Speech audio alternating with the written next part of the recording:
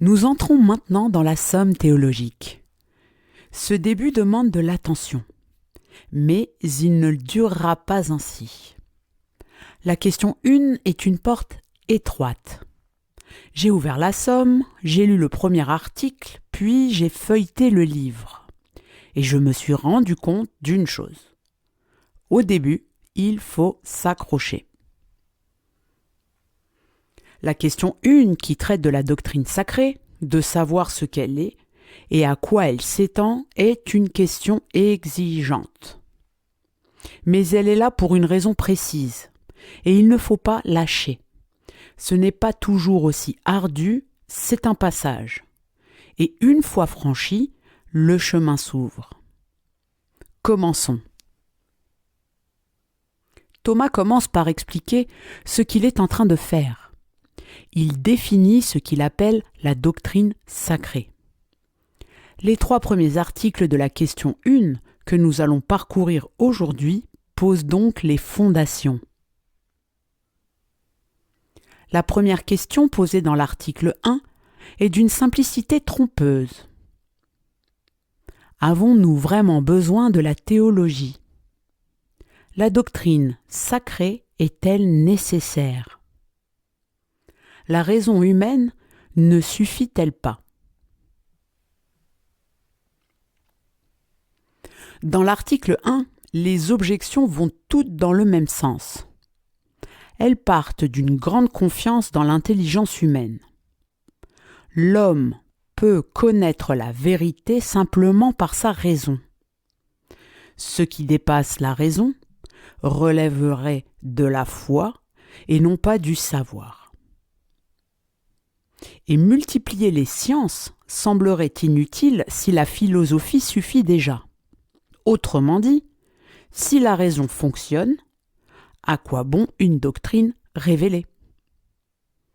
Je vais vous lire le sens contraire proposé par Thomas. Saint Paul dit : « Toute écriture divinement inspirée est utile pour enseigner, réfuter, redresser et former à la justice. » Fin de la lecture du sens contraire. Il existe donc bien une autre doctrine d'inspiration divine qui a sa propre raison d'être. Thomas ne répond pas immédiatement. Il pose d'abord un point fixe, un verset de l'Écriture qui dit que toute écriture inspirée de Dieu est utile. Dieu parle, et cette parole a une utilité propre. Voici maintenant la réponse de Thomas. Il fut nécessaire pour le salut de l'homme qu'il y eut, en dehors des sciences philosophiques que scrute la raison humaine, une doctrine procédant de la révélation divine. Le motif en étant d'abord que l'homme est destiné par Dieu à atteindre une fin qui dépasse la compréhension de son esprit.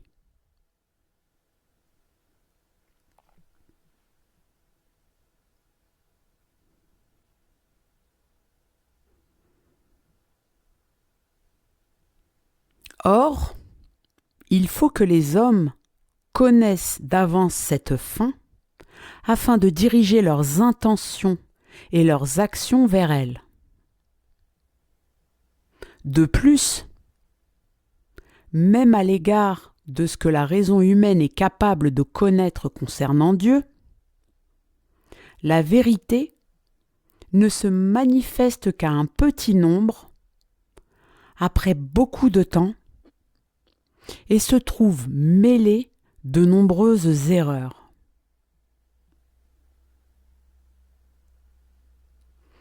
Or, le salut de l'homme dépend de la connaissance de la vérité divine.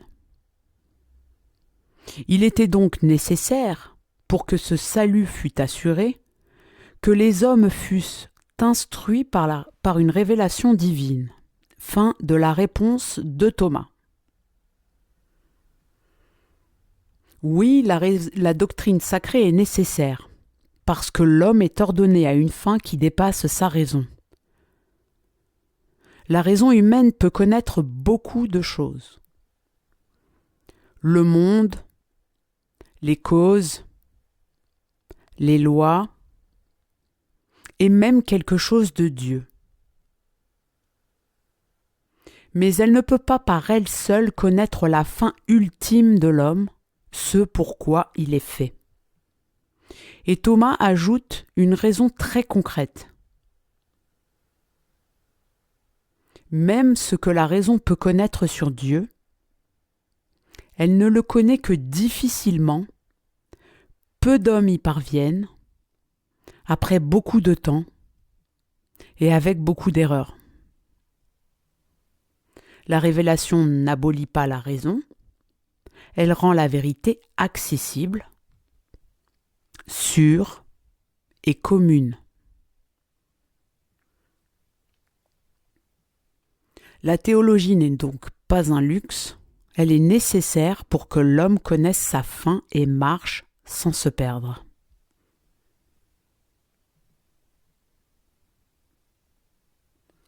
Article 2. Thomas pose ensuite une deuxième question dans l'article 2. La doctrine sacrée est-elle une science ? Un mot est ici décisif et peut prêter à confusion. C'est le mot science. Quand Thomas parle de science, il ne parle pas de la science moderne. Pour lui, une science est un savoir ordonné, fondé sur des principes, qui permet de comprendre les causes. Les objections de l'article 2 sont fortes. Une science repose sur des principes évidents par eux-mêmes. La théologie repose sur la foi, qui n'est pas admise par tous. Elle ne serait donc pas une science véritable.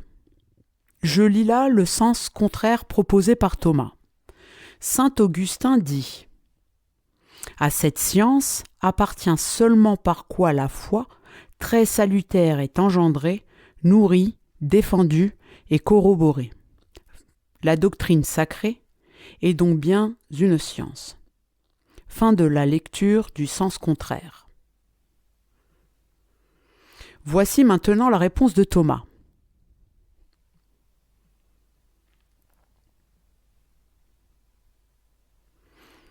Assurément, la doctrine sacrée est une science. Mais parmi les sciences, il en est de deux espèces. Certaines s'appuient sur des principes connus par la lumière naturelle de l'intelligence, comme l'arithmétique ou la géométrie. D'autres procèdent de principes connus à la lumière d'une science supérieure, comme la perspective à partir de la géométrie ou la musique à partir de l'arithmétique. Et c'est de cette manière que la doctrine sacrée est une science. Elle procède de principes connus par la lumière d'une science supérieure, à savoir la science de Dieu et des bienheureux. Ainsi, de même que la musique accorde foi aux principes que lui livre l'arithmétique, de même la doctrine sacrée accorde foi aux principes révélés par Dieu. Fin de la réponse de Thomas.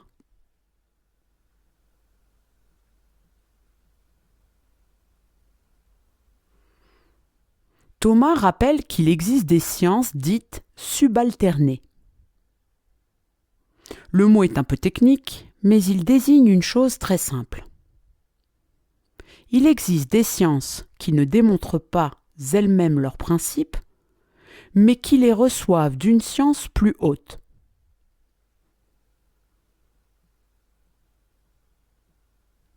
Par exemple, l'optique repose sur des principes de mathématiques. Elle ne les démontre pas, elle les utilise. De la même manière, la théologie reçoit ses principes non de la raison humaine, mais de Dieu lui-même. Elle ne les invente pas, elle les accueille et elle en tire des conséquences. Être subalterné n'est donc pas être inférieur, c'est simplement dépendre d'une lumière plus haute.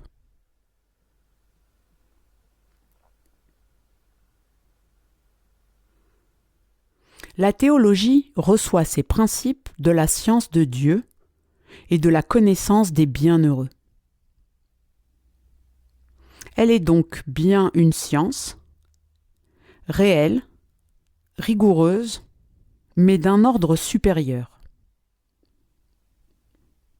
La théologie est une science non pas parce que l'homme invente ses principes, mais parce qu'il les reçoit.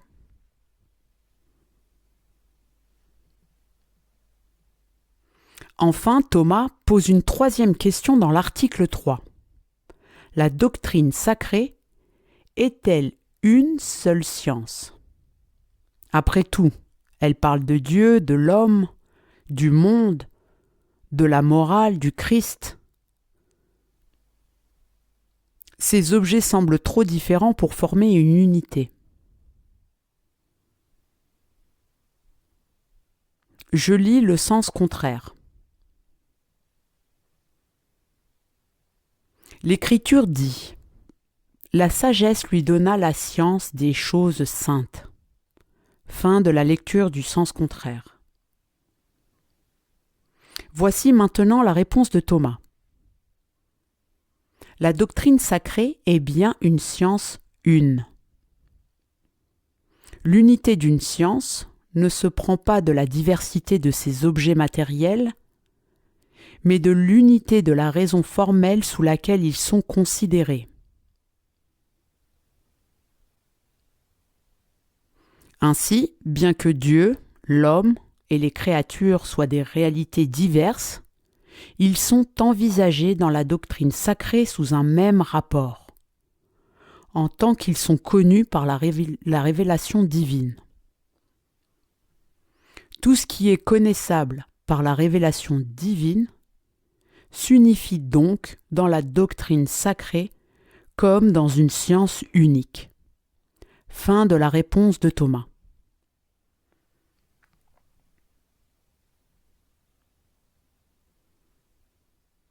Une science est une lorsqu'elle regarde tout à partir d'un même principe. En théologie, tout est envisagé sous le rapport de Dieu. Dieu est le principe, la cause et la fin. L'unité de la théologie ne vient pas de la diversité des sujets, mais du regard porté sur eux. La doctrine sacrée est une parce qu'elle regarde tout à partir de Dieu.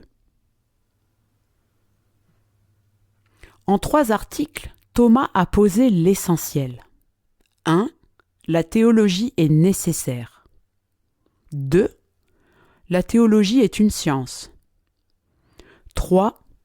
La théologie est une science une et non multiple. Tout le reste de la somme théologique s'enracine ici. Dans le prochain épisode, nous quitterons les fondations posées par ces premiers articles pour entrer plus en avant dans la question 1. Thomas précisera alors de quel type de savoir relève la théologie, sa dignité et la manière dont elle se situe parmi les autres sciences. Lire l'impossible est possible. À bientôt.